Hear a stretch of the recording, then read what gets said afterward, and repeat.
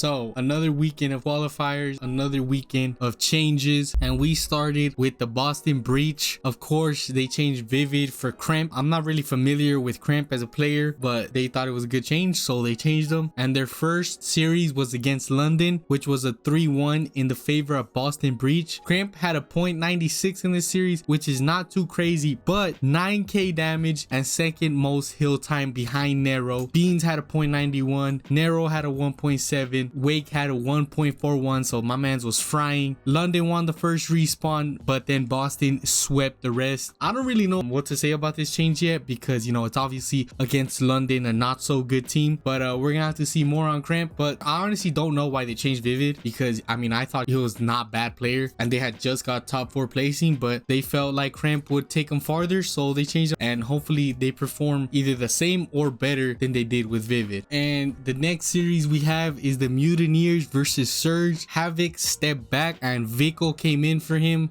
He said he was going through some personal issues, so hopefully he handles that and gets better. But with the change, which was Vico, not really a change, just a change back. Vico had a .90 this series, nothing too crazy either. They could have took it to game 5 in the final HP. They had a sizable lead, but through it, just little mistakes that cost them. And Surge, I'm not even gonna lie, I was actually surprised because they are looking back in form. Accuracy has been popping off this stage. This series he had a 1.21 and he had the highest KD this series. My bad, I was tripping out. He had the highest KD series, even higher than Pred, so that is good to see that he is having a hell of a qualifier. Hopefully he keeps frying. You know, I mean, they don't expect him to fry. I mean, as long as he puts up a 1.0 .90, you know, like that's all they asked for. He's been popping off these qualifiers, and Surge is coming different. Next we had the Rocker going against NYSL. Last week they had pretty good 2 matches qualifiers. They won against LAG and the Florida Mutineers, and it was with their new sub-in Fame. Everybody thought they looked good. I thought they looked good, but then again I came back to earth and was like, it was a pretty against mid team, so I don't know, I'll take it with the grain of salt. But this week, of course, they got 3-1. The final score would show that they got smoked, but it wasn't. It was actually pretty close for most of the match, and NYSL was just marginally better, to be honest. Like, they just had probably chemistry, so yeah, not much to say here. Just Rocker, they don't look bad though. They don't look bad, so they're looking pretty good. And next we go with the Vegas Legion versus the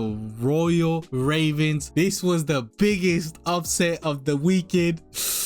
This one hurts a little bit more because of my pick'em, but it's all good. Not really.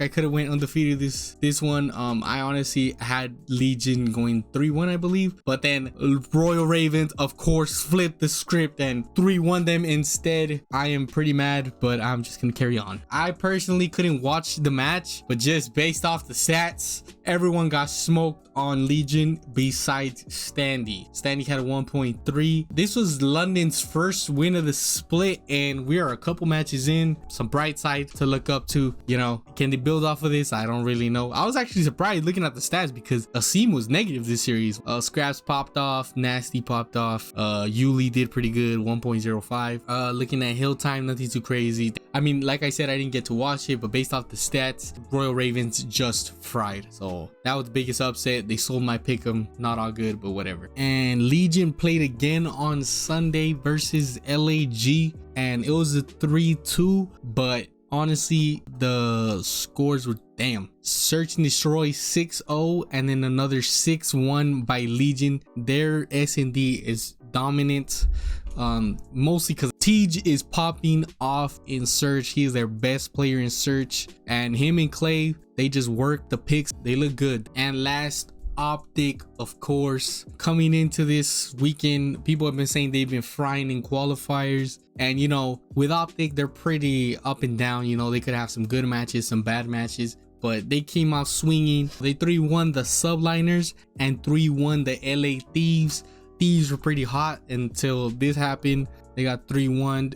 Hook has been popping off. Shotzi's pretty good. Dashy, Ghosty's been a big part of them actually bailing them out sometimes, so it's good. Optic is looking good this stage, and they made a couple bucks because it was 10k bounty match for both of their matches, so that's good, you know, money in their pockets. That wraps it up for this weekend's matches. I mean, there's a couple more, like Atlanta FaZe versus Ultra versus Mutineers, FaZe 3-1 Ultra 3-0'd Florida Mutineers. Nothing too major there. For the most part, I did pretty good in these pick'ems this weekend, except the scores. Maybe I was not expecting Texas to 3-1 Thieves or 3-1 Subliner. They're looking good. Most of the teams that look good still look good. There were some upsets, of course. The Legion, you know, sold my pick'ems, and I'm out.